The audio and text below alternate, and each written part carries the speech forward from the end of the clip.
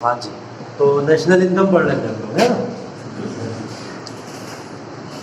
National income में वैसे तो हम लोग ने कई सारे डेटास की बातें कर ली थी, है ना। GDP, GNP, national income, types of income, ये सब आप लोग को पता चल गया होगा, ठीक। लेकिन इसके बावजूद हम लोग को कुछ ऐसे ऑफिशियल टर्मिनोलॉजीज की बात करनी है जो टर्मिनोलॉजीज आपके एग्जाम पॉइंट ऑफ व्यू से इंपॉर्टेंट है, जिसके अंदर सबसे बड़े फैक्टर्स जो इस चैप्टर के हैं उसमें जीडीपी, जीएनपी, एनडीपी और एनएनपी आता है ना। तो इन चार सेक्टर्स को थोड़ा सा और डीप में चल के समझने की कोशिश करते हैं, क्योंकि ये वो चीज़ है कि अगर आपको अभी समझ नहीं आई, क्योंकि पूरी इकोनॉमी में ये परेशान करेगा।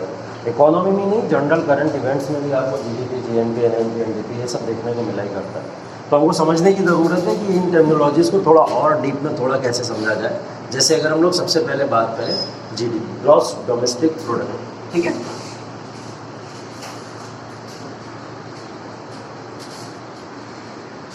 ग्रॉस डोमेस्टिक प्रोडक्ट, या हम लोग इसको बोलते हैं क्या, सकल घरेलू उत्पाद, है ना। तो सकल घरेलू उत्पाद या ग्रॉस डोमेस्टिक प्रोडक्ट की अगर हम लोग एक डेफिनेशन के साथ में इसको पैरेलल लेकर चलने की बातें करें तो हम लोग इसको किस तरीके से समझ सकते हैं, ठीक। तो देखिए मैं यहाँ पे एक डेफिनेशन लिख रहा हूँ इसकी, इसको हम लोग थोड़ा सा तोड़ेंगे बात।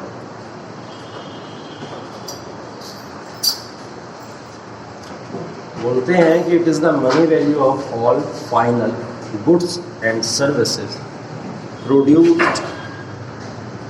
इन अ डोमेस्टिक टेरिटरी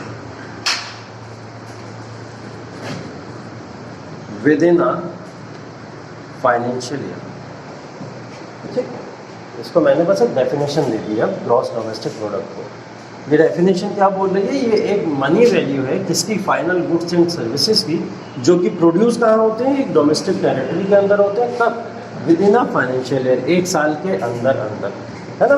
तो ये बातों को थोड़ा सा तोड़ के देख लेते हैं। जैसे ये लिखा हुआ है सबसे पहला word money value, money value, ठीक। मनी वैल्यू का मतलब ये होता है कि पैसे की कीमत क्या है, रुपये की कीमत क्या है, जो पैसा आपके यहाँ चल रहा है, रुपया आपके यहाँ चल रहा है, उसकी कीमत क्या है। तो ये बोल रहे हैं ये मनी वैल्यू, ये कीमत जो रुपये की है, उस रुपये की कीमत किसके आधार पे देखा जा रहा है, फाइनल गुड्स एंड सर्विसेज के आधार पे देखा जा रहा है, ठीक है। तो अगर हम लोग गुड्स की बातें करें और एक टर्म यहाँ पे हमें सर्विसेज यूज़ हो रहा है, तो ये गुड्स क्या होती हैं और सर्विसेज क्या होती हैं, उनको थोड़ा सा समझने की कोशिश कर सकते हैं। गुड्स हम बोलते हैं उन प्रोडक्ट्स को जिनको हम लोग यूज़ करते हैं, पता है आपको, ये सिंपल डेफिनेशन है। जो भी प्रोडक्ट्स हम लोग यूज़ करते हैं, मार्केट में यूज़ कर रहा हूँ, ये गुड्स की तरह काम करेगा, वस्तु के लिए, ठीक।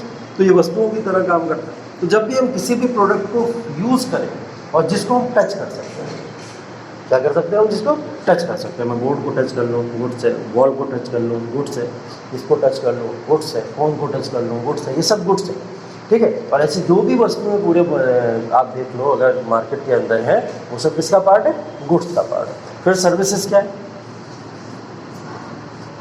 सर्विसेज भी तो वही चीज़ है जो हम लोग यूज़ करते हैं। फिर ये अलग कैसे हैं गुड्स से, ये अलग कुछ इस तरीके से गुड्स से कहलाती हैं, क्योंकि जब भी हम लोग सर्विसेज की बात करते हैं तो सर्विसेज आर दोस्त, जब भी हम लोग बात करें कि जिन चीज़ों को हम लोग यूज़ तो करें लेकिन उनको टच ना कर सकें, उनको क्या करा जाए, सिर्फ फील किया जाए, ठीक है।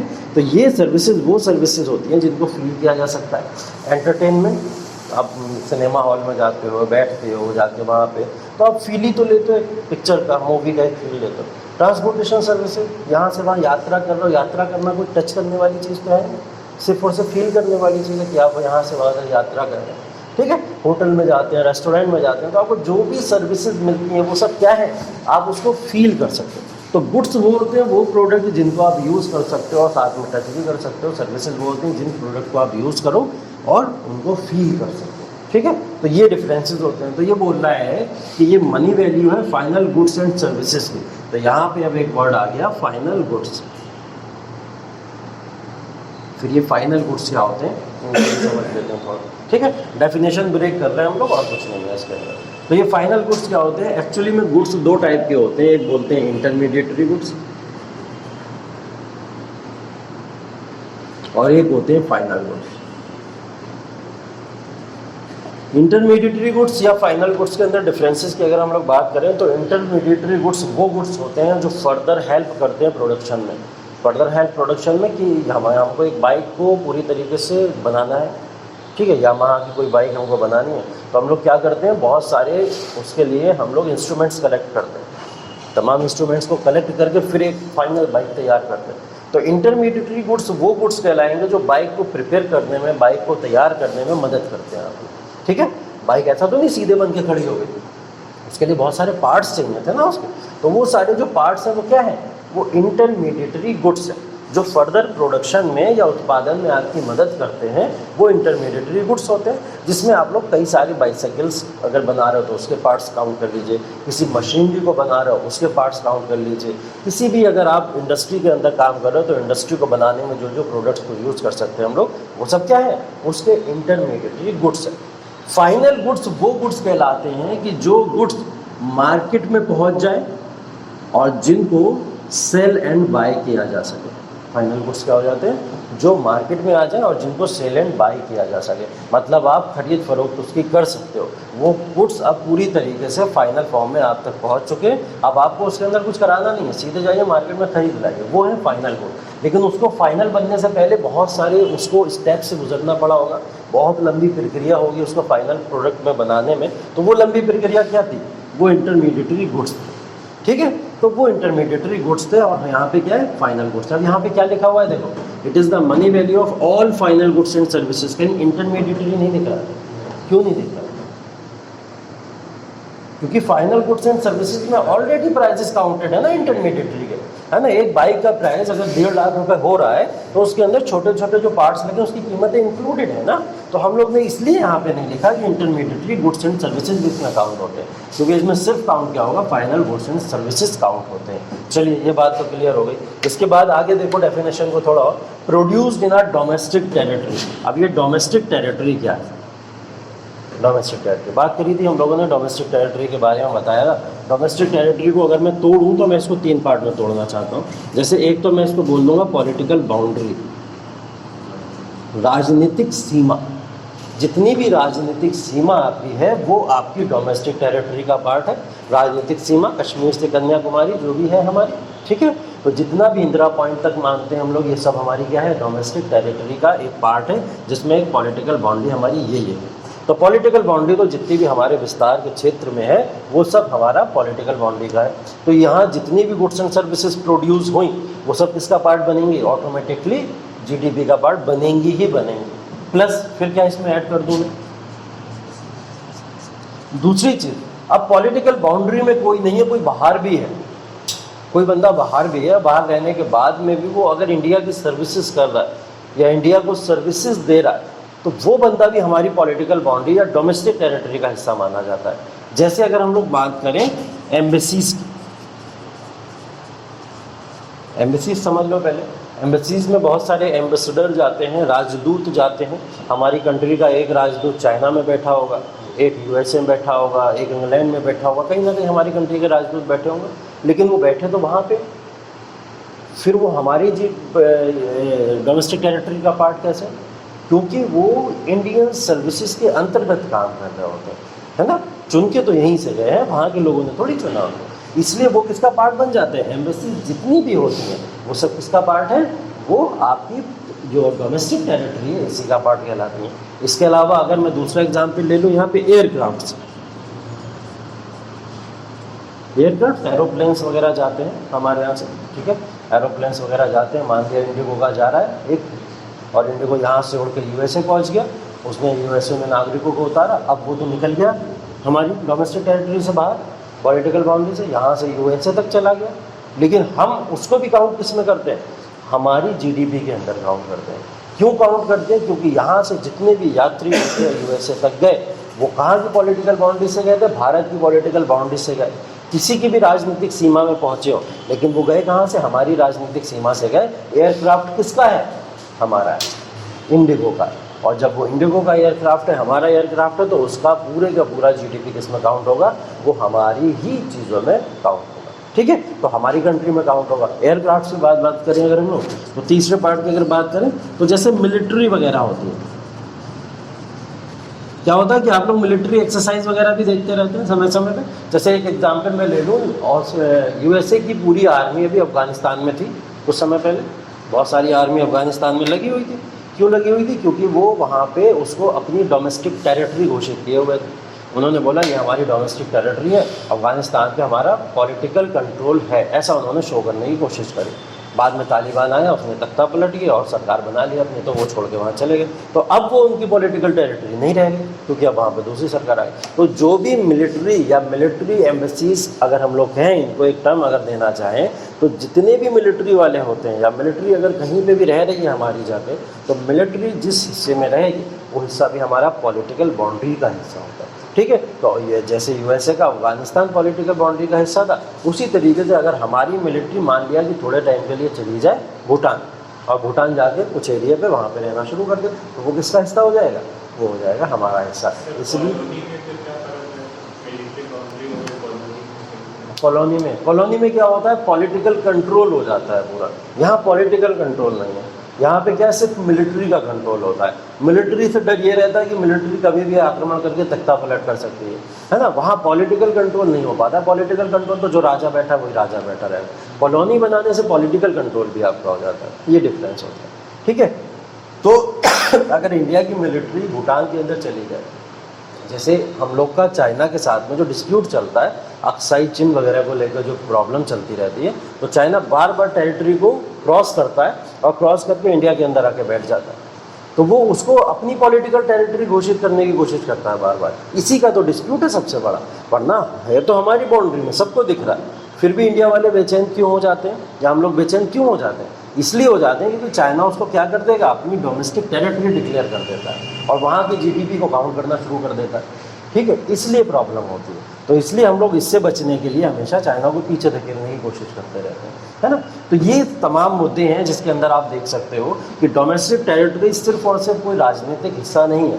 डोमेस्टिक टेरिटरी एक ब्रॉड कॉन्सेप्ट है जिसके अंदर पॉलिटिकल बाउंड्री भी आती है, एम्बेसीज, एयरक्राफ्ट्स भी आते हैं, और मिलिट्री सर्विसेज या मिलिट्री एक्सरसाइज भी अगर कहीं हो रही हैं वो भी सब इसके अंदर भी आती है। ठीक, इसके आगे क्या लिखा हुआ? With in a financial year. अब ये फाइनेंशियल ईयर है, फाइनेंशियल ईयर 1 साल का होता है। कब से शुरू होता है? अप्रैल से शुरू होता है, मार्च तक चलता है। तो हर साल अप्रैल से शुरू होकर मार्च तक चलने वाला जो ईयर है उसको फाइनेंशियल ईयर बोला जाता है। फाइनेंशियल ईयर को बेसिकली 4 क्वार्टर्स में तोड़ा जाता है। ठीक है, कितने? 4 क्वार्टर्स में, 4 हिस्सों में तोड़ा जाता है इसको। ठीक, 4 हिस्सों का मतलब एक क्वार्टर कितने मंथ का हो जाएगा? 3 मंथ का हो जाएगा। ठीक है, तो अगर हम लोग बात करें इसमें 4 क्वार्टर कौन कौन से होंगे, तो 1 अप्रैल से ये शुरू होगा। कब तक जाएगा? अप्रैल पूरा ले लो, मई पूरा ले लो, जून। ठीक, तो जून तक जाएगा। ठीक, उसके बाद में अगर बात करें तो फिर 1 जुलाई से शुरू होगा, कब तक जाएगा? सितंबर तक जाएगा। उसके बाद में 1 अक्टूबर से शुरू होगा, कब तक जाएगा? दिसंबर तक जाएगा। उसके बाद में 1 जनवरी से शुरू होगा, कब तक जाएगा? मार्च तक। हो गया पूरा। ठीक है, ठीक है, तो अप्रैल से लेके मार्च तक का जो टाइम है ये पूरा का पूरा 1 क्वार्टर हम लोग ने देखा, ये सारे क्वार्टर्स हैं। अब ये जितने क्वार्टर से याद रखना पता है क्यों ज़रूरी है? क्योंकि हर क्वार्टर में नेशनल इनकम, जीडीपी, जीएनपी, ये तमाम जितने भी फैक्टर्स होते हैं सब हर क्वार्टर में निकल के आते रहते हैं। अभी न्यूज़ पढ़ी थी ना आपने, रिसेंटली अभी एक न्यूज़ पढ़ी थी कि जीडीपी जो था वो कैसे क्रॉस करके कहाँ से कहाँ चला गया। हम लोग देख रहे हैं 6 से 7% का रेशियो चल रहा है जीडीपी का, तो कभी कभी आता 0.23% बढ़ गया, 0.45% बढ़ गया, तो ये क्वार्टर्स का बढ़ता होता है। तो क्वार्टर्स में क्या चेंज हो रहा है वो यहाँ पे देखने वाली बात होती है। ठीक है, एक तो ये क्वार्टर्स वाली बात यहाँ पे आ जाती है। दूसरी चीज़ इन्फ्लेशन भी हम लोग यही काउंट करते हैं, देखते हैं हर क्वार्टर में कितना इन्फ्लेशन बढ़ रहा है, महंगाई क्वार्टर्स के हिसाब से क्या हो रही है। ठीक, और दूसरी अगर सबसे महत्वपूर्ण चीज़ अगर हम लोग यहाँ पे देखें तो वो महत्वपूर्ण चीज़ ये है कि इन क्वार्टर्स के अंदर आपको सबसे अच्छा अंदाज़ा हो जाता है जो सेक्टर्स होते हैं of the economy, primary sector, secondary sector, tertiary sector. क्योंकि ये सेक्टर्स में जब हम लोग इनकम को काउंट करते हैं तो क्वार्टर्स में काउंट करने से हमको बहुत क्लियर विजन दिख जाता है, एकदम क्लियर हो जाता है कि अच्छा इकोनॉमी हमारी यहाँ से यहाँ मूव कर रही है, तो इस क्वार्टर में इस सेक्टर्स में इतना अप हुआ, इतना डाउन हुआ। तो क्वार्टर्स में इकोनॉमी को यहाँ पे मेज़र करना आपके लिए बहुत ही ज़्यादा यूजफुल होता है। और उसके बाद में क्या करते हैं, जब फाइनेंशियल ईयर हमारा ख़त्म हो रहा होता है तो हम लोग क्या करते हैं, पूरा ईयर काउंट करते हैं, सारी जीडीपी को मिलाते हैं, इकट्ठी करके एवरेज निकाल के दे देते हैं कि इस साल की जीडीपी इतनी हो रही है। ठीक है, वो पूरे साल की अकेली जीडीपी नहीं होती है, वो इन 4 क्वार्टर की मिलाई हुई जीडीपी का एक एवरेज होता है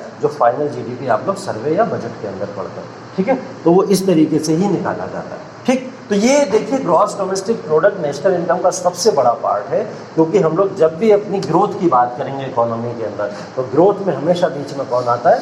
जीडीपी ही आएगा। आप अपने देश की ग्रोथ कभी भी नेशनल इनकम के बेसिस पे नहीं नाप सकते। नेशनल इनकम के बेसिस पे हमेशा प्रोग्रेस मिलेगा आपको देखने में, ठीक है। तो यहाँ पे अगर आपको अपनी ग्रोथ देखनी है इकोनॉमी की किस तरीके की है, तो ग्रोथ के लिए आपको हमेशा कहाँ आना पड़ेगा? जीडीपी पे ही आना पड़ेगा। तो ग्रॉस डोमेस्टिक प्रोडक्ट इसलिए बहुत महत्वपूर्ण है आपकी इकोनॉमी के लिए। इसके आगे मैंने ग्रॉस डोमेस्टिक प्रोडक्ट में आपको दो चीज़ें और बताई। ये क्लियर है? डेफिनेशन मेरे ख्याल से तोड़ के बता दी मैंने पूरी, आपको ये समझ आ गई होगी। इसके अलावा मैंने आपको जीडीपी में दो चीज़ें और बताई।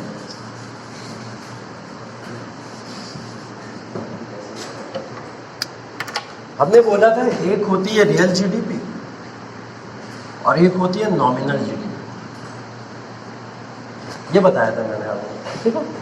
उस समय तो मैंने आपको क्या करा था, ये खिलौना थमा दिया था हाथ में, चलो कांस्टेंट पे काउंट कर लो, बेस पे काउंट कर लो, ये हो जाएगी आपकी क्या रियल हो जाएगी, वो नॉमिनल हो जाएगी। अभी क्या करना है हम लोग को, इसको थोड़ा डेप्थ में पढ़ना है, समझ लेते हैं एक्चुअल में ये है क्या, और इसकी और थोड़ी सी डेफिनेशन के ऊपर चलते हैं। जैसे मैंने बताया था रियल जीडीपी हमेशा बेस ईयर पे काउंट होती है। बेस ईयर का मतलब होता है जो कांस्टेंट प्राइजेस होते हैं हमारे, कांस्टेंट प्राइजेस मतलब बेस ईयर में मान लिया हमने 11-12, तब से हम उस प्राइसेस को कांस्टेंट मान रहे हैं और चेंज नहीं किया आपने, तो वो होता है बेस ईयर हमारा, ठीक। इसके बाद में नॉमिनल ईयर, जो भी हमारी नॉमिनल जीडीपी होती है वो किस पर काउंट होगी? हमेशा करंट ईयर पर काउंट होगी, ठीक। करंट ईयर या आप लोग कह सकते हैं करंट प्राइजेस पे ही काउंट होगी, ये होती है हमारी नॉमिनल जीडीपी। बेसिक तो डेफिनेशन यही है दोनों की, ठीक। अब इसको थोड़ा सा अगर हम लोग एग्जाम्पल के फॉर्म में समझने की कोशिश करें, तो देखिए एग्जाम्पल में मैं लेना चाहूँगा, एक एग्जाम्पल ले रहा हूँ, यहाँ पे मैं एक चार्ट बनाऊँगा, अभी आपको समझ आ जाएगा एक्चुअल में कि रियल जीडीपी क्या होती है और नॉमिनल जीडीपी क्या होती है, ठीक।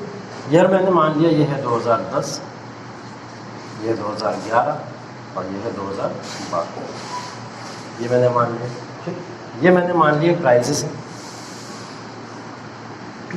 और ये मैंने मान लिया नंबर ऑफ गुड्स, कितनी वस्तुएं, ऐसा कुछ मान लिया मैंने, ठीक है। 2010 में मैंने माना किसी भी वस्तु के जो प्राइजेस थे वो थे 5 रुपये, कितने थे? 5 रुपये। 2011 में मैंने माना ये हो गया 6 रुपये, ठीक। 2012 में मैंने माना इसकी कीमत बढ़ गई 7, क्योंकि चेंज होगा ना, प्राइजेस हमेशा कांस्टेंट तो नहीं रहते हैं, बढ़ते रहते हैं, इन्फ्लेशन बढ़ता रहता है मार्केट के अंदर। चलिए नंबर ऑफ गुड्स 5 के हिसाब से अगर मैं मानूँ तो 2010 के अंदर 5 के हिसाब से नंबर ऑफ गुड्स मैंने मान ली 20 वस्तुएं जिनका प्रोडक्शन हो रहा है, वो कितनी है? 20 वस्तुओं का प्रोडक्शन हो रहा है, ठीक है। किसी का भी एग्जाम्पल ले लो, जैसे ये मार्कर है, कितने मार्कर? 20 मार्कर बन रहे हैं हमारे 2010 के अंदर, कितने प्राइजेस पे? 5 रुपये के प्राइजेस पे, ठीक। यहाँ मान लेते हैं 2011 का है, यहाँ पे मान लिया कि नंबर ऑफ गुड्स 19 बन रहे हैं, क्योंकि प्राइस बढ़ गया थोड़ा सा, हमने क्या करा, एक कम कर दिया, ठीक है। उसके बाद चाहे कम करो चाहे ना करो, वो आपके ऊपर है, डिपेंड करता है आप कैसे भी मान सकते हैं। इसको मैं मान लूँ 2012 का, ये मान लेता हूँ मैं 15 है, कितना मान लिया मैंने? ये है 15 हमारा, ठीक है। तो ये ईयर ले लिया, प्राइसेस ले लिया और नंबर ऑफ गुड्स ले लिया मैंने, ठीक। ये हमारा कुछ इस तरीके का है। अब मुझे यहाँ से निकालनी है नॉमिनल जीडीपी, मैं इनकी नॉमिनल जीडीपी निकालना चाहता हूँ, मुझे चाहिए नॉमिनल जीडीपी 2010 की। बताइए क्या करना पड़ेगा?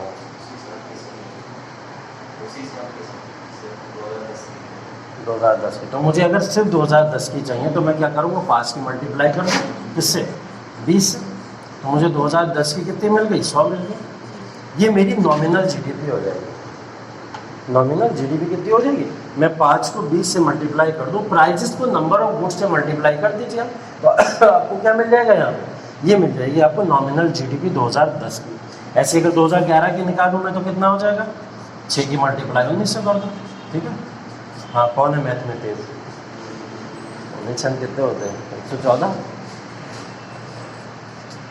ठीक। ये इतना आ जाएगा लगभग, ठीक। अगर मैं बात करूँ, ये हो गई 2011 की। अगर मैं बात करूँ 2012 की, तो 2012 की हम लोग 7 की मल्टीप्लाई कर दें 15 से, 105, इतना हो गया।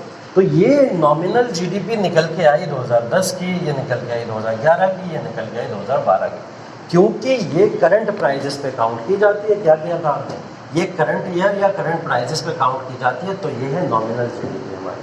हमने क्या करा, जितने प्राइजेस 2010 में थे उसी प्राइजेस के हिसाब से नंबर ऑफ गुड्स की मल्टीप्लाई करते चले गए। ये हमारी नॉमिनल जीडीपी निकल के आ गई। ठीक है, यहाँ तक सिंपल है, एकदम बहुत सिंपल है। अब देखिए रियल जीडीपी कैसे निकालते हैं। इन्होंने बोला मुझे चाहिए रियल जीडीपी।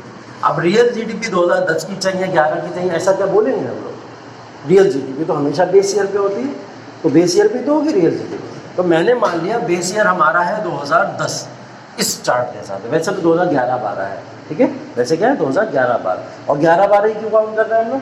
सिर्फ एक को क्यों नहीं माना? सिर्फ 2011 को बेस ईयर मान सकते थे, हमने 2011-12 को भी बेस ईयर कहते हैं। एग्जैक्टली, फाइनेंशियल ईयर है ना, 11 से लेकर 12 तक चलेगा ना, वो अप्रैल से मार्च तक जाएगा ना, तो इसलिए हम लोग उसको काउंट करते हैं। तो ये रियल जीडीपी जो हमारी है, हमको पता है 2010 के प्राइजेस पर काउंट होगी, क्योंकि हमको हमेशा बेस ईयर देखना होता है रियल जीडीपी, ये बात पता है। और बेस ईयर का मतलब कांस्टेंट प्राइजेस होते हैं, कांस्टेंट प्राइजेस होते हैं, नंबर ऑफ गुड्स चेंज होती रहेंगी, कोई फर्क नहीं पड़ता, प्राइजेस क्या रहेंगे, कांस्टेंट रहेंगे। तो उन्होंने बोला बेस ईयर पे आपकी रियल जीडीपी कितनी होगी? बोले 5 की मल्टीप्लाई कर दो 20 से, 100 हो जाएगी।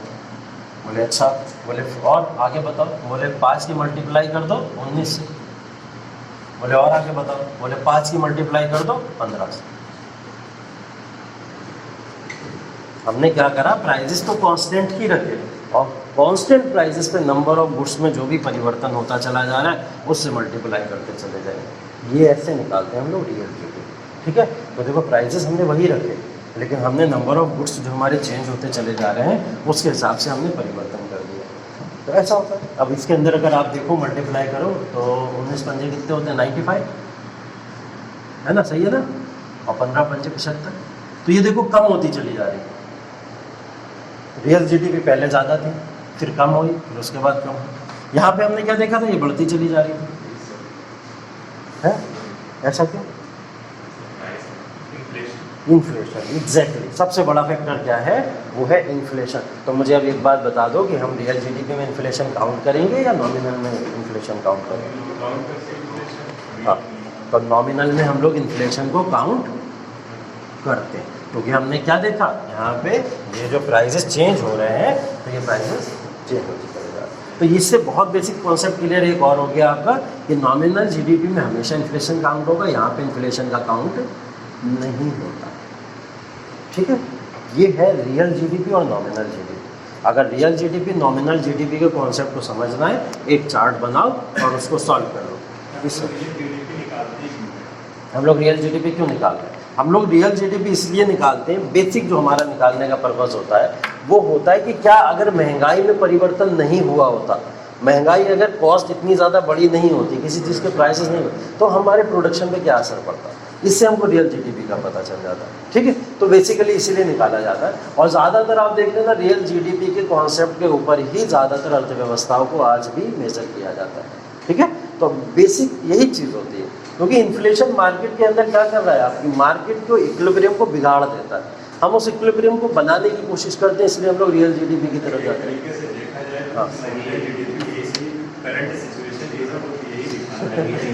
हाँ, वो आपके हिसाब से बिल्कुल सही है कि करंट सिचुएशन को तो ये बता देता है हमारा, ठीक है, लेकिन अगर हमको रियल जीडीपी नहीं पता लगे तो हम करंट के हिसाब से चलते रहे, फिर तो हमें 6 रुपये प्राइस भी अच्छा लगेगा, फिर हमको 7 रुपये प्राइस भी अच्छा लगेगा, फिर हमको 40 हो जाएगा वो भी अच्छा लगेगा, हम फिर इक्विलिब्रियम नहीं बैठा पाएंगे। हमको बैलेंस, देखो यहाँ पे क्या हो रहा है, कंपेरिजन हो रहा है ना रियल का और नॉमिनल का।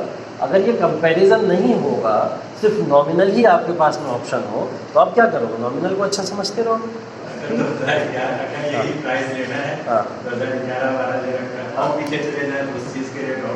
बिल्कुल हो जाएंगे। तभी तो हमने बेस ईयर ऐसा चूज़ किया है जब मार्केट के अंदर बहुत बड़ा कोई अच्छी इकोनॉमी रहती है, बहुत अच्छी इकोनॉमी रहती है, इसलिए हम लोग बेस ईयर उसको चूज़ करते हैं। बेस ईयर इसीलिए तो कोई भी गड़बड़ ईयर चूज़ नहीं किया जाता। जैसे मैंने बताया था ना, 2014 के गवर्नमेंट में आने के बाद में लगातार बात चल रही है कि हम चेंज करेंगे, बेस ईयर चेंज करेंगे, लेकिन आपको बेस ईयर दो तो ढंग का, तभी तो चेंज कर पाओगे ना।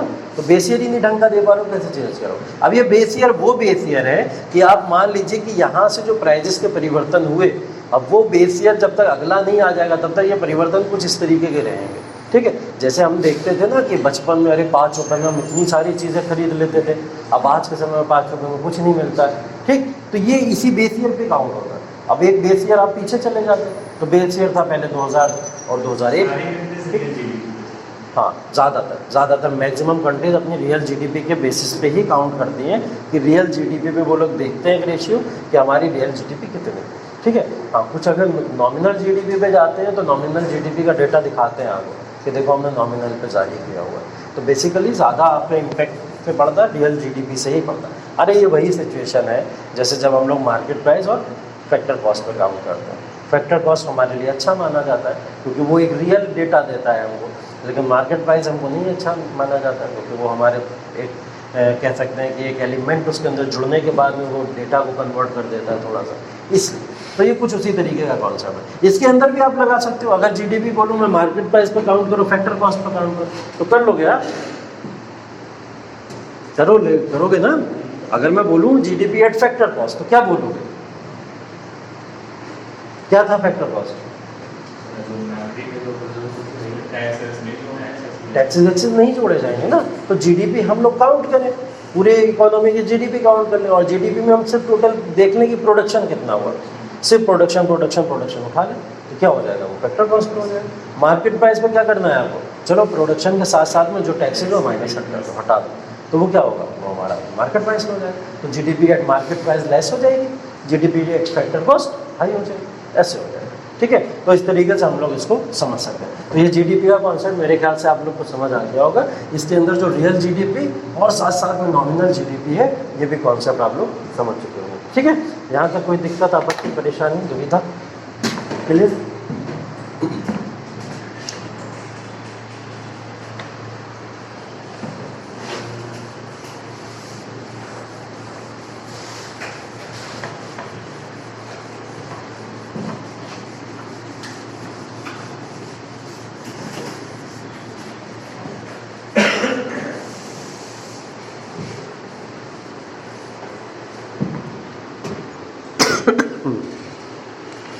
भारत की इकोनॉमी को बोला जाता है कि हमारी इकोनॉमी जो है 5 ट्रिलियन इकोनॉमी बनने वाली है, ऐसा बोला जाता है ना?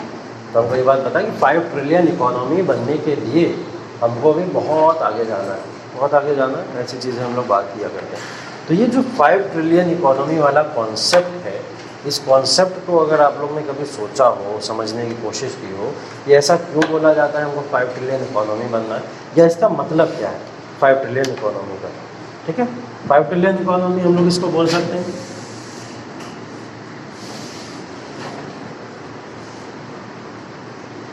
ये है हमारी 5 ट्रिलियन इकोनॉमी। ठीक है, जब 5 के आगे इतने जीरो लग जाए कि देखना पड़े, आपको काउंट करना पड़े, तो बनती है 5 ट्रिलियन इकोनॉमी। ठीक, 5 ट्रिलियन इकोनॉमी जब बन रही है यहाँ पे, तो इसकी बात की जाती है बार बार हमारे सामने। ये किस में काउंट हो रही है? डॉलर में हो रही है, रुपीज़ में हो रही है? डॉलर में हो रही है, ऑब्वियस सी बात है, डॉलर में ये काउंट हो रही होती है।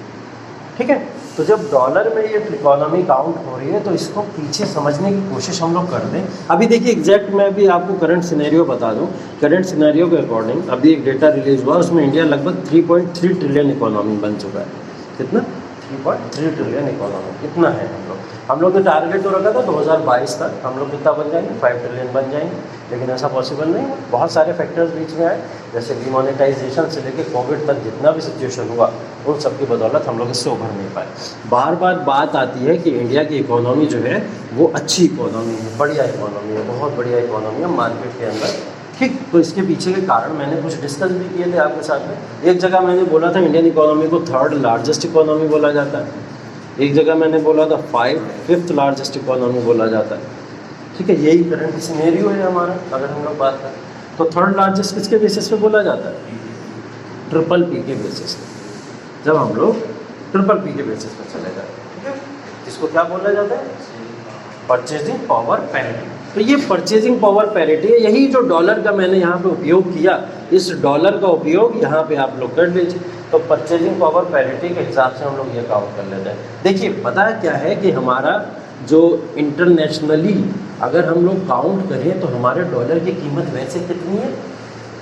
लगभग हम देखें 70 रुपये। अगर 70 मान लें हम लोग कि $1 में हमको 70 रुपया मिल जाता है अप्रॉक्स। ये है हमारे यहाँ की कीमत लगभग, ठीक। मतलब अगर कोई बंदा हमारे यहाँ $1 लेके यूएसए से आए तो उसको यहाँ पे 70 रुपये मिल जाएंगे, और अगर हम यहाँ से 70 रुपये लेके वहाँ पे जाएँ तो हमको 1 ही रुपया मिलेगा, ठीक है। ये तो ये कीमत होगी कुछ हिसाब से, ठीक। तो इसको इंटरनेशनली अगर काउंट किया जाता है तो अगर हम लोग PPP के बेसिस पे देखें तो हमारी वैल्यू जो है वो $1 बराबर है 17। ये इंटरनेशनल डेटा है हमारा, इंटरनेशनल एजेंसीज़ ने ये PPP के बेसिस पे हमको दिया है। उसने बोला है कि आप $70 इकोनॉमी आपकी परचेजिंग है, मतलब क्या है, ट्रेड के लिए, ट्रेड के लिए। लेकिन परचेजिंग पावर में अगर काउंट किया जाए पूरी दुनिया को अगर हमने कंपेयर करा उठा के, तो परचेजिंग पावर में हमारी $1 की कीमत लगभग कितनी आती है, 17 के आसपास आती है। इसको ऐसे समझ लो, थोड़ा ऐसा समझ सकते हैं हम लोग कि हम लोग ने $1 में 70 रुपये रखा, ये हमारे क्या है, व्यवसाय या जो भी हम लोग ट्रेड करते हैं, जो भी हम लोग इम्पोर्ट या एक्सपोर्ट करते हैं, उसमें हम लोग को ये पैसा चुकाना पड़ता है, ये व्यवसाय के लिए, ट्रेड के लिए। लेकिन जब कंपैरिजन की बात आ जाए कि किसका रुपया ज़्यादा मजबूत, किसका डॉलर मजबूत, किसका येन मजबूत, किसका स्टर्लिंग मजबूत, तो अगर इन कीमतों की बात आ जाए तो इन कीमतों में देखा जाता है कि तो भारत का रुपया $1 में लगभग 17 रुपये के बराबर बैठता है, ठीक है। ये यहाँ की इंटरनेशनल मार्जिन है जिसके हिसाब से ये चीज़ों को माना जाता है। इसमें सबसे ऊपर जो माना जाता है वो माना जाता है खुद यूएसए, और फिर चाइना को माना जाता है, ठीक है। इवन चाइना की परचेजिंग पावर पैरिटी यूएसए से भी स्ट्रांग है, यूएसए से भी स्ट्रांग, ठीक है। लेकिन वो कहीं ना कहीं नॉमिनल जीडीपी में पिछड़ जाता है, इसलिए दूसरे नंबर पे चला जाता है, ठीक। तीसरे नंबर पे यहाँ पे इंडिया आ जाता है। इंडिया के आने के पीछे का कारण ये था, देखो परचेजिंग पावर को थोड़ा सा और क्लियर वे में इस तरीके से समझ लो कि परचेजिंग पावर, आप अपने देश का ही एग्जाम्पल ले लो, अपने कंट्री का एग्जाम्पल ले लो। एक तरफ गाँव का इलाका है और एक तरफ शहर का इलाका है। गांव के इलाके में जो ज़मीन आपको 5 लाख रुपए में मिल जाएगी आज के समय में, वो ज़मीन क्या शहर में 5 लाख रुपए में मिल पाएगी? नहीं मिल पाएगी। तो अगर हम लोग सिर्फ रूरल से अर्बन एरिया में शिफ्ट हुए तो देखा मार्केट के अंदर 5 लाख रुपए की कीमत कितना ज़्यादा ब्रॉड है। अगर आप यही 5 लाख रुपए देके लखनऊ में कहीं किराए का मकान भी लेते हो ना, तब भी आपको बहुत ज़्यादा पापड़ बेचने पड़ते हैं। लखनऊ में, दिल्ली में, मुंबई में चले जाओ तो एक चोल नहीं मिलेगा आपको, ठीक है। तो वहाँ पे इतनी कीमतें बढ़ी हुई हैं, और एक तरफ 5 लाख रुपए में आपको कई सारी एकड़ बीघा ज़मीनें मिली चली जा रही हैं, ये हो जा रहा है। तो इतना बड़ा मार्जिन अगर आपका डिफरेंस अपने देश के अंदर ही, तो परचेजिंग क्यों हो रहा है? परचेजिंग पावर पे, रुपए की कीमत कहाँ पे कितनी है उसके हिसाब से ऐसा हो रहा है। तो एक विलेज में एक परचेजिंग पावर पैरिटी अलग है, एक शहर की परचेजिंग पावर पैरिटी अलग है। तो ये क्या कंट्रीज़ में नहीं होगा? बिल्कुल होगा। तो एक यूएसए की अगर हम लोग बात करें तो यूएसए की परचेजिंग पावर से इंडिया को कंपेयर करा जाए तो हाँ, परचेजिंग पावर पैरिटी में डिफरेंस है। वहाँ का बंदा यहाँ पे जैसे आया, मैंने बताया, वो कितने भी रुपए लेके आएगा, ऑब्वियस सी बात है। लेकिन उसके लिए पता है प्रॉब्लम क्या होती है? उसके लिए यहाँ पे महंगाई होती है, उसके लिए यहाँ पे महंगाई होती है, क्योंकि हमको पता है इसका पैसा मजबूत है हमसे। तो हम लोग क्या करते हैं, लाल किले पर जब वो आता है तो भारतीयों को टिकट मिलता है 20 रुपये में, और उसको हम लोग देखते हैं 400 रुपये में, 500 रुपये में हम उसको टिकट बेचते हैं। क्यों बेचते हैं? क्योंकि हमको पता है इसके पास में मजबूत है, स्ट्रॉन्ग पावर है इसके पास में, मनी की पावर स्ट्रॉन्ग है इसके पास में, ठीक है। तो हम लोग उसको ज़्यादा कीमतों में बेचते हैं। इसीलिए तो आपको पता है कि टूरिज़्म से जो होता है ना, हम लोग का बहुत तेज़ी से ग्रोथ होता है इकोनॉमी का, क्योंकि टूरिज़्म के अंदर हम लोग बाहर के लोगों से जितना पैसा कमा लेते हैं उतना इंडियन से थोड़ी कमा पाएंगे। कीमतें कम देनी पड़ेगी, क्योंकि हमको पता ना हमारी औकात कितनी है। 10 रुपये 20 रुपये टिकट देके जाएंगे, बंदा जाएंगे, बाहर बैठ पापड़ खा लेंगे, अंदर नहीं जाएंगे, ठीक है। या गूगल पे जाके देख लेंगे, ठीक। तो ये कर लेंगे हम बहुत ज़्यादा, ठीक। और आज के समय में तो यूट्यूब है, एक एक कोना दिखा देता है, कौन से कोने में कौन बैठा हुआ है, ठीक है, सब दिखा देता है। ये सब हो जाता है। एक बार देखा था हमने यहाँ का पड़ा हुआ था यूट्यूब के ऊपर, ये जो है आपका भूल भुलैया है ना, भूल भुलैया का एक फ़ोटो पड़ा, मतलब वीडियो पड़ा था छोटा सा। तो कोई भूल भुलैया के अंदर या फ़ोन लेके उसमें सब कैप्चर करते थे। एक तरफ बेचारा कपल भी बैठा हुआ था कोई है, वो भी उसने कैप्चर करके डाल दिया उसके अंदर, ठीक है। और उसके जिसको डाला था उसने कैप्चर करके बड़ा बवाल मच गया उसके बाद में, तभी जाके क्या हुआ था, यहाँ पे बैन हो गया। अब कपल एंट्री नहीं होती है यहाँ पे इस वजह से, क्योंकि इसको लेकर बड़ा हो गया था कि रिलीजियस प्लेस है, वहाँ पे इस तरीके की चीज़ें, ऐसे एंट्रेंस होती है, इस तरीके के होते हैं। तो किसी ने तो यूट्यूब की दुनिया बड़ी ख़राब है, है ना। उसने क्या करा, यहाँ से यहाँ पहुँचा दिया। ठीक, तो ऐसी चीज़ें भी होती हैं। तो आज के समय में सब यूट्यूब पे अवेलेबल है, सब लोग देख लेते हैं बैठ के। तो हम लोग, उनको पता है कि ये 40 रुपये से ज़्यादा देगा नहीं, 20 रुपये से ज़्यादा, 40 से ज़्यादा देगा नहीं, तो वो हमसे ज़्यादा पैसा नहीं कमा सकते। वो ज़्यादा किससे कमाएंगे? जो फॉरेनर्स आते हैं। टूरिज़्म होता है जो जितना भी होता है, टूरिज़्म के लिए भी होता है। अब हम लोग किसी दूसरी कंट्री में जाते हैं, नो डाउट हमारे लिए भी टूरिज़्म टफ हो जाता है, हमको भी ज़्यादा पैसे देने पड़ते हैं, ज़्यादा कीमतें देनी पड़ती हैं। ठीक है, अब हम लोग यहाँ से लेके 70 रुपये जा रहे हैं, वहाँ हमारा $1 में कन्वर्ट हो जाए। $1 में क्या मिलता है? वहाँ एक टॉफ़ी भी नहीं मिलती। ठीक है, तो वहाँ पे ये सीन हो जाते हैं कभी। ठीक, तो इस वजह से ये तमाम चीज़ें हम लोग यहाँ देखते हैं। ठीक, तो ये देखिए, ये जो हम लोग बात कर रहे हैं इन सब चीज़ों की, इसकी बात कर क्यों रहे हैं हम लोग? इसकी बात इसलिए कर रहे हैं क्योंकि हम लोग को अपनी इकोनॉमी को यहाँ पे कंपेयर करना है कि हमारी इकोनॉमी, इंडियन इकोनॉमी जो है थर्ड लार्जेस्ट इकोनॉमी कहलाती है BBB के बेसिस पे, क्योंकि पावर जो है मनी की अगर हम कंपेयर करें दूसरी कंट्रीज से, तो बोला जाता है कि परचेजिंग पावर पैरिटी में हम लोग 30वें नंबर पे, हमारी मनी की पावर इतनी है कि हम लोग 30वें नंबर पे लाई करते हैं। लेकिन हम 5वें नंबर पे किस में आते हैं?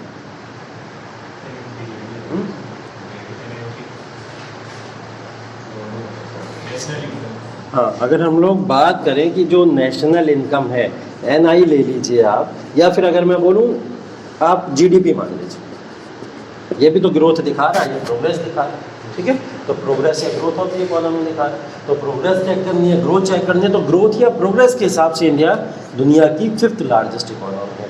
यहाँ पे क्या काउंट हो जा रहा है? यहाँ पे काउंट हो जा रही है आपकी नॉमिनल GDP, यहाँ पे काउंट हो जा रही है आपकी रियल GDP।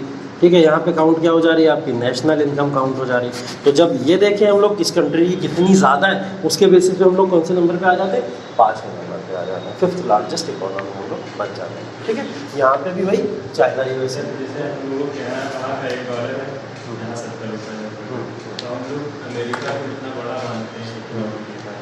और अगर हम एक गल्फ कंट्रीज की तरफ जाएँ, हाँ, तो उससे तो और कंपेरिजन करें तो वहाँ पर बहुत ज़्यादा जाता है। हाँ, 150 रुपये तक। हाँ, बिल्कुल जाता है, बिल्कुल जाता है, बिल्कुल कहीं कहीं का चला जाता है। तो हम उनको इतनी अहमियत नहीं देते। अच्छा, उनको अहमियत इसलिए नहीं देते। देखो पता क्या होता है, वैल्यू ऑफ द मनी, जैसे डॉलर की कीमतों को अगर हम लोग देखें, डॉलर को एक इंटरनेशनल करेंसी घोषित कर दिया गया जब ट्रेड या व्यवसाय की बात आती है। तो ट्रेड व्यवसाय हमेशा डॉलर के बेसिस पे होता है। जब वहाँ की करेंसी डॉलर से कंपेयर की जाती है तो उनकी वैल्यू कम हो जाती है। ठीक है, तो कम से कम होनी चाहिए थी, जैसे वहाँ की 70 हो तो वहाँ 50 होती तो वो आपका सोचना सही है, बिल्कुल सही है, क्योंकि हम लोग बात करते हैं जब यहाँ पे क्या होता है, देखो ट्रेड की बात हो रही है। ट्रेड की मतलब जब हम लोग बात करते हैं परचेजिंग पावर, किसका पैसा ज़्यादा मजबूत है, उसका पैसा ज़्यादा मजबूत होगा जो ज़्यादा पावरफुल होगा।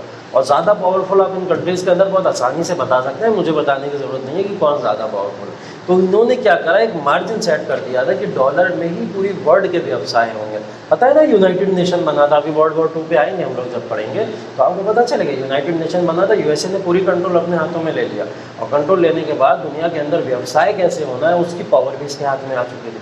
ठीक है, तो ये सारी पावर्स ने इसने उसी समय घोषित कर दिया था कि डॉलर सबसे मजबूत चीज़ है करेंसी के मामले में। बस उसके बाद में अब देखो, ये वो समय आया कि लोग इससे बाहर निकलना शुरू कर रहे हैं। अब लोग डॉलर को ज़्यादा एक्सेप्टेंस नहीं देते, लोग अपनी अपनी करेंसी घोषित करने लगे। अपने अपने व्यवसाय हम करेंगे तो अपनी करेंसी में करेंगे, तुमको करना तो करो वरना कोई बात नहीं। जैसे चाइना इसको लेकर बहुत ज़्यादा स्ट्रॉन्ग है, रशिया बहुत ज़्यादा रहता है कि रशिया कहता नहीं मुझे डॉलर में नहीं करना, मेरे साथ करना व्यवसाय तो मेरी करेंसी में करो वरना मत करो। ठीक है, तो इस तरीके की चीज़ें वहाँ पर रहती हैं। तो डॉलर की जो वैल्यू है उसको रिड्यूस करने की दूसरी कंट्रीज कोशिश कर रही है। लेकिन हाँ, अगर आप उससे कंपेयर करो, नो डाउट उसकी वैल्यू ऑफ मनी ज़्यादा है, लेकिन वैल्यू ऑफ मनी ज़्यादा होने की वजह से उसका केस आप भारत के में कंपेयर कर लो, भारत के मुकाबले अगर कंपेयर कर लो आप, तो अच्छा है कि मतलब हम वहाँ पे अगर कमा के जाएँ, कमा से वहाँ से पैसा हमारे यहाँ आता है तो अच्छे से कन्वर्ट होकर आता है, पैसा बहुत ज़्यादा आ जाता है यहाँ पे। ठीक है, लेकिन उतना आ नहीं पाता। अगर हम लोग डॉलर की बात करें उसके हिसाब से नहीं आ पाता है। भारत की रुपए के हिसाब से, करेंसी के हिसाब से हम उसको मैनेज करें, लेकिन और दुनिया के दूसरे कंट्रीज़ भी तो है, जब हम उनसे कंपेयर करते हैं तो वो वीक होते हुए देखते हैं। इस वजह से ऐसा किया जाता है। तो परचेजिंग पावर किसकी ज़्यादा स्ट्रॉन्ग है उसकी बात यहाँ पे की जा रही है। ठीक है, तो इस वजह से अब वही आप अगर आप सोच लो किसी भी, अगर आप अरेबिक रुपी करेंसी को लेके अगर आप USA के अंदर जाओगे कुछ भी करोगे तो वो उसकी कीमत गिरा देगा एकदम, कहेगा डॉलर के मुकाबले कुछ नहीं है, ये बेकार है तुम्हारा। ठीक है, तो उसकी परचेजिंग पावर कम हो गई है वहाँ पर, इस वजह से ये प्रॉब्लम होती है। इसलिए इन कंट्रीज़ को हम लोग बहुत ऊपर नहीं रखते हैं, इस तरीके से नहीं रखते हैं, तो इसलिए USA वगैरह हमेशा ऊपर आ जाता है। ठीक है, तो ये चीज़ें बताने का मतलब सिर्फ यही था कि 5 ट्रिलियन इकोनॉमी क्या हम लोग पहुंच पाएंगे नहीं पहुंच पाएंगे, ये तो अब अभी बड़ा क्वेश्चन है, ठीक है। और 5 ट्रिलियन पहुंच भी गए तो हम ऐसा नहीं कि नंबर 2 पे चले जाएंगे, ऐसा भी नहीं, ठीक है। हम रहेंगे तो नंबर 3 पे ही, ठीक है। तो हम लोग नंबर 3 पे ही रहेंगे, या कह सकते हैं हम लोग 5th लार्जेस्ट इकोनॉमी है तो अभी 5th लार्जेस्ट रहेंगे, क्योंकि हमसे जो ऊपर कंट्रीज़ हैं वो अभी बहुत ऊपर है, ठीक है, बहुत ऊपर। तो अच्छे खासे मार्जिन का डिफरेंस है वहाँ पे, तो इसलिए अभी एक बड़ा डिफरेंस देखने को मिलता है, ठीक। तो जैसे हम लोग ने यहाँ पे अभी रियल जीडीपी और नॉमिनल जीडीपी की बात करी थी, मैंने आपको एक टर्म बताया था जीडीपी डिफ्लेटर, जिसके अंदर मैंने डेप्रिसिएशन का उपयोग करके आपको बताया था। जीडीपी डिफ्लेटर को एक और तरीके से हम लोग पढ़ सकते हैं। अगर आपको कभी जीडीपी डिफ्लेटर निकालने को आ जाए कि आप अपनी कंट्री का जीडीपी डिफ्लेटर बता दें, ठीक है, तो आपको उसके लिए एक फॉर्मूला लगाना पड़ेगा हमेशा। वो फॉर्मूला क्या करता है? हाँ, नॉमिनल जीडीपी अपॉन में रियल जीडीपी, और इसको मल्टीप्लाई कर दीजिए 100 से। तो ये एक रेशियो दे देता है हमारा, किसका? ये हमारे रेशियो दे देता है कि हमारी जो इकोनॉमी का जीडीपी डिफ्लेटर है वो ये हमको ये रेशियो दे देता है। डेप्रिसिएशन माइनस कर दोगे तो आपको वहाँ से लॉसेस या घाटा वाटा पता लग जाएगा कि जीडीपी डिफ्लेटर इतना जा रहा है, लेकिन इसके बाद में आपको पता लग जाएगा कि हमारा जीडीपी डिफ्लेटर इस समय कितना है, ठीक है। तो इससे ये वैल्यू आपको पता लग जाती है, ठीक है। इसी से आप बहुत सारी चीज़ें निकाल सकते हो। अगर नॉमिनल जीडीपी निकालने को आ जाए तो सेम फॉर्मूले को चेंज कर दो, इससे निकाल सकते हो ना नॉमिनल निकालोगे तो क्या करोगे? जीडीपी डिफ्लेटर के मल्टीप्लाई कर दोगे किससे? रियल जीडीपी से, और इधर 100 को अपॉन में ले जाओगे, नीचे आ जाएगा, तो क्या मिल जाएगा? Nominal GDP. रियल जीडीपी अगर निकालना हो तो क्या करोगे? रियल जीडीपी उधर भेज दो, जीडीपी डिफ्लेटर इधर भेज दो, ठीक है। तो क्या हो जाएगा? Real GDP equal to nominal GDP upon में जीडीपी डिफ्लेटर मल्टीप्लाई बाई 100। तो आपसे इसको यहाँ से तीनों कीमतें मिल जाएंगी, नॉमिनल जीडीपी वैल्यू पता लग गई, रियल जीडीपी पता लग गई, और जीडीपी डिफ्लेटर भी पता लग गया। मतलब एक फॉर्मूले से आपको बहुत सारी कीमतें यहाँ पे पता लग सकती है, ठीक है। बस और क्या है, ये का पूरा कॉन्सेप्ट है आपका। जीडीपी के मामले में जितनी भी चीज़ें थी वो मैंने A to Z सब बता दिया। जीडीपी इससे ज़्यादा कुछ नहीं, ठीक है। जीडीपी की अगर बात आएगी तो यही सारी बातें घूम फिर के आपके सामने आ सकती हैं। इसके अलावा जीडीपी से कोई भी एक्स्ट्रा बात आपके पॉइंट ऑफ व्यू में नहीं आनी चाहिए, लेकिन कोर्स में भी नहीं, ठीक है। कोर्स का छोड़ो, इकोनॉमी के कॉन्सेप्ट में होगा, ठीक है। इकोनॉमी में कॉन्सेप्ट में इससे ज़्यादा जीडीपी के अंदर कोई बात ही नहीं जाएगी, ठीक। तो ये जीडीपी के मामले में आप लोग का पूरा कॉन्सेप्ट है। इसके आगे फिर जैसे जीएनपी है, कल थोड़ी बात की थी हम लोगों ने, डोमेस्टिक टेरिटरी फॉरेन अब्रोड वाला जो सब कॉन्सेप्ट किया वो जीएनपी वाला कॉन्सेप्ट था, उसको हम लोग कल करेंगे। हाँ, जीएनपी, एनएनपी और एनडीपी वो सब हम लोग कल करेंगे। चलिए, ओके, थैंक यू।